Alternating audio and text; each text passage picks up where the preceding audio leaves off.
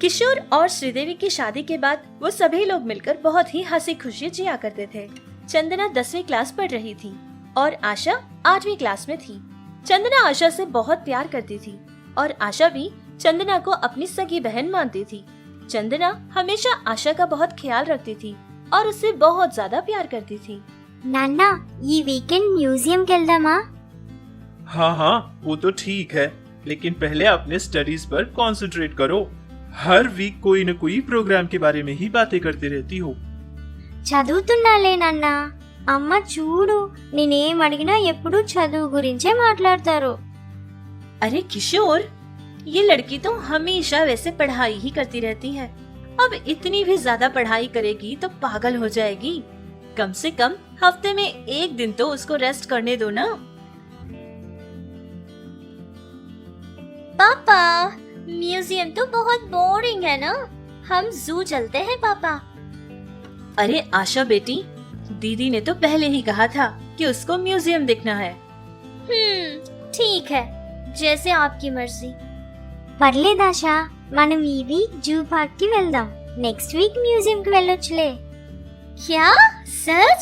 Thank you so much दीदी, तुम बहुत अच्छी हो। एक दिन की बात है कि किशोर उसकी बेटी चंदना की पसंदीदा चॉकलेट आइसक्रीम लाकर देता है और आशा की पसंदीदा स्ट्रॉबेरी आइसक्रीम भी लाकर उसको दे देता है। चंदना अपनी पसंदीदा आइसक्रीम खाने ही वाली थी कि इतने में आशा कहने लगी, दीदी, मुझे आज स्ट्रॉबेरी फ्लेवर खाने का बिल्कुल मन नहीं है, मैं आज चॉकलेट फ्लेवर खाऊंगी। इदिगो तीसको आशा। इतना कहकर चंदना अपनी आइसक्रीम आशा को दे देती है और फिर आशा अपनी आइसक्रीम लेकर उसके कमरे में चली जाती है। फिर चंदना आशा की आइसक्रीम खाने लगती है। अरे चंदना बेटी, तुम्हें तो ये स्ट्रॉबेरी फ्लेवर बिल्कुल पसंद नहीं है ना? तुम इसको रख दो, ठीक है? मैं तुम्हारे लिए एक और लेकर आ जाऊंगा।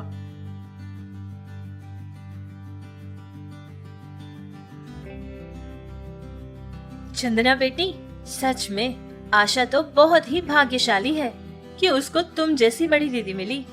तुम सच में बहुत ही प्यारी लड़की हो।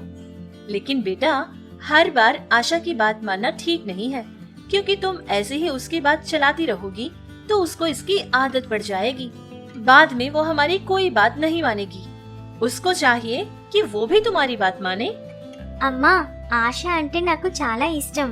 నా ఇష్టం కన్నా తన ఇష్టం జరగడమే నాకు సంతోషం. अरे हाँ श्रीदेवी, चंदना बिल्कुल ठीक कहती है, क्योंकि जिन लोगों को हम बहुत पसंद करते हैं ना, उनके लिए हम कुछ भी कर सकते हैं। वैसे तुम इन दोनों के बारे में चिंता करना छोड़ दो। हाँ, ठीक है। फिर तो मैं जल्दी से जाकर सारे लोगों के लिए डिनर प्लान कर लूंगी। फिर हम जल्दी खा के कोई अच्छा सा फिल्म देखेंगे। चंदना 10th क्लास के एग्जाम्स में फर्स्ट क्लास में पास हो जाती है और फिर 4 साल बाद चंदना बीटेक सेकंड ईयर पढ़ रही थी और आशा भी बीटेक में फर्स्ट ईयर ही पढ़ाई कर रही थी और उसी कॉलेज में पढ़ती थी जिस कॉलेज में उसकी बड़ी बहन चंदना पढ़ती है। चंदना अपना इंटरमीडिएट के बाद बीएससी कंप्यूटर्स ज्वाइन कर लेती है, जिससे उसका 1 साल बर्बाद हो जाता है। लेकिन वो फिर से अपना मन बदल लेती है और फिर से बीटेक में ही अपना ज्वाइनिंग करवा लेती है। इस तरह उसका 1 साल बेकार हो जाता है। चंदना बहुत ही खामोश लड़की थी, लेकिन आशा उतनी ही चालाक और शरारती लड़की थी। कॉलेज के प्रिंसिपल से लेकर वहाँ काम करने वाले स्वीपर तक आशा को जानते थे। आशा पढ़ाई में ही नहीं बल्कि खेल कूद में भी बहुत चालाक थी। हमेशा हंसती हंसाती रहती थी। चंदना की बचपन की एक सहेली थी जो कि उसके साथ ही पढ़ाई करती थी, जिसका नाम बिंदु था। लेकिन बिंदु को चंदना की बहन आशा से हमेशा से ही नफरत थी। उन दोनों के बीच बातों की जंग हमेशा होती रहती थी। इस आशा की बच्ची को तो मैं देख लूंगी। कैंटीन के पास मुझे धक्का देकर गई थी और तो और मुझे सॉरी तक नहीं बोला उसने। अरे भला तुम्हें क्यों वो सॉरी कहे? वैसे तुम भी उसकी दीदी ही लगती हो, बड़ी हो ना, उसकी बातों को तुम क्या अनदेखा नहीं कर सकती? अरे ये तुम क्या बोल रही हो? तुम खुद उसकी सगी बहन नहीं हो, भला मैं कैसे उसकी बहन बन गई? देखो बिंदु, आज तुमने ये बात कह ली, लेकिन ध्यान रहे दोबारा ये बात मुझसे कभी मत कहना, समझी? हाँ, वो तो बस दीदी दीदी कहकर तुम्हारा इस्तेमाल कर रही है। आज तक क्या उसने तुम्हारे लिए कुछ किया? उसने तुम्हारे लिए कभी कुछ नहीं किया। बस एक तुम ही हो जो कि हमेशा उसका गीत गाती रहती हो। यहाँ तक कि उसकी किताबें भी तुम खुद उठाती हो और अपना लंच भी उसे खिला देती हो। लेकिन क्या वो तुम्हारे लिए सिर्फ 5 मिनट के लिए भी वेट कर सकती है? नहीं ना। वो खुद अपनी स्कूटी पर आती है और फिर अकेली ही घर चली जाती है। तुम्हें हर रोज बस पकड़ के जाना पड़ता है। भला वो तुम्हारी बहन कैसे हुई? हाँ, और वैसे भी इन सारी बातों से तुम्हारा क्या लेना देना है? हाँ, तुम सिर्फ अपने काम से मतलब रखो और बेकार में ही मेरी हर बात के अंदर आने की कोशिश मत करना। तुम सिर्फ अपना काम देखो। अगर दोबारा ऐसा कुछ हुआ ना तो मैं ये बात भूल जाऊंगी कि तुम मेरी बचपन की सहेली हो। हाँ हाँ ठीक है, कुछ ही दिन पहले मिली ये लड़की तुम्हारे लिए अब सबसे ज्यादा हो गई है ना। LKG से मिलकर तुम्हारे साथ पढ़ाई कर रही हूँ। सारे स्कूल्स, सारे कॉलेजेस ढूंढ ढूंढ के उसी जगह आ रही थी जहाँ तुम पढ़ाई करती थी। लेकिन आज मुझ जैसी बेस्ट फ्रेंड से भी ज्यादा वो लड़की हो गई ना तुमको। ठीक है, जाओ, आज के बाद मैं भी तुमसे कभी बात नहीं करूंगी। मुझे तुम्हारी दोस्ती की कोई जरूरत नहीं है। और हाँ, एक बात याद रखना, जब उस लड़की का असली चेहरा तुम देखोगी ना तब सबसे ज्यादा दुखी तुम ही होगी और तुम्हारा दुख देखकर सबसे ज्यादा खुश मैं हो जाऊंगी। समझी? अभी मैं चलती हूँ। Goodbye. उस दिन के बाद से चंदना की सहेली बिंदु कॉलेज आना बंद कर देती है। चंदना उनके घर फोन भी लगाती है, लेकिन उसकी सहेली उसका कोई जवाब नहीं देती थी। कुछ दिन बाद ये बात पता चली कि वो दूसरे कॉलेज ज्वाइन कर चुकी है। ये बात पता चलने के बाद चंदना बहुत दुखी हो गई थी, लेकिन वो कुछ कर भी नहीं सकती थी। ऐसे ही एक दिन की बात है, बीटेक फाइनल ईयर में पढ़ाई करते समय उसका क्लासमेट और उसका फ्रेंड भी था जिसका नाम तेजा था।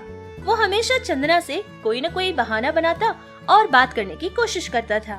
तेजा चंदना को पसंद करने लगा, ऐसे उसके सारे फ्रेंड्स कहा करते थे। लेकिन ये बात चंदना तक भी पहुंच गई थी। एक दिन की बात है कि फाइनल एग्जाम्स के समय चंदना से मिलने के लिए तेजा बस स्टॉप में चला जाता है। हाय। अरे तेजा, तुम यहाँ कैसे? तुम्हारी बाइक कहाँ है? क्यों? आज मैं तुम्हारे साथ अगर बस में आना चाहूँगा तो क्या मुझे कोई रोकेगा? अरे वो तो तुम्हारी मर्जी है ना। वैसे बहुत दिनों से मैं तुमसे एक बात कहना चाहता हूँ, लेकिन इतनी हिम्मत मैं कर नहीं पा रहा हूँ। लेकिन मुझे लगा कि और देर कर दूंगा तो मैं तुम्हें मिस कर जाऊंगा। वो बात यह है कि मैं तुमको पसंद करता हूँ। तुम मुझे बहुत अच्छी लगती हो। क्या पसंद मतलब? अरे यार, अगर ऐसे तुम पूछोगी तो मैं क्या बताऊंगा। वैसे तुम नेक्स्ट क्या करने वाली हो? वो सब तो मेरे पिताजी ही डिसाइड करेंगे, क्योंकि आगे क्या होगा इसके बारे में तो मुझे कुछ नहीं पता। मैं तुम्हें कॉल करूंगा, प्लीज मेरे कॉल को आंसर करना, ठीक है? अच्छा, मेरी बस आ गई है, मैं चलती हूँ। बाय तेजा।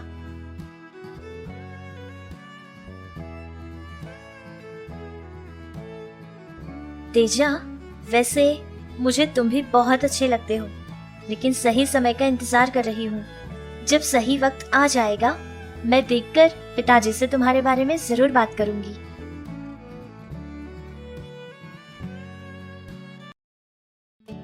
अरे वाह, मैं तो बस अभी सोच रही थी कि कोई अच्छा सा आइसक्रीम मिल जाए, लेकिन तुम तो सच में ही लेकर आ गई दीदी। हाँ हाँ, मुझे तो ऐसे ही पता चल जाएगा, क्योंकि मैं तुम्हारी बड़ी बहन जो हूँ। दीदी, तुम्हारा फ्रेंड है ना? अरे वही तेजा, वो नेक्स्ट क्या करने वाला है? उसके बारे में तो मुझे कुछ नहीं पता, लेकिन तुम उसके बारे में क्यों पूछ रही हो? कुछ नहीं दीदी, बस वो जो करेगा ना मैं भी वही करूंगी। दीदी, उसके पास उसका नंबर मांगो ना, मुझे उससे कुछ बात करनी है। हाँ वो तो ठीक है, लेकिन तुमने ये क्यों कहा कि वो जो करेगा तुम भी वही करोगी? पता नहीं दीदी, जब भी उसको देखती हूँ तो कुछ अजीब सा महसूस करने लगती हूँ। उसके साथ रहना मुझे बहुत अच्छा लगता है दीदी। पता नहीं ये कब से होने लगा, लेकिन प्लीज दीदी मेरी उससे बात करवा दो ना। और हाँ, ये बात माँ को बिल्कुल पता नहीं चलनी चाहिए, समझी ना? हाँ फिर तो ठीक है। चलिए अब देखते हैं कि चंदना अपने मन की बात बताती है या फिर इस बार भी हमेशा की तरह वो अपनी बहन के लिए अपने प्यार को भी छोड़ देती है, या फिर खुद आशा उसकी बहन की दिल को समझती है। ये सारे सवालों के समाधान जानने के लिए हमको इसके अगले भाग के लिए इंतजार करना पड़ेगा।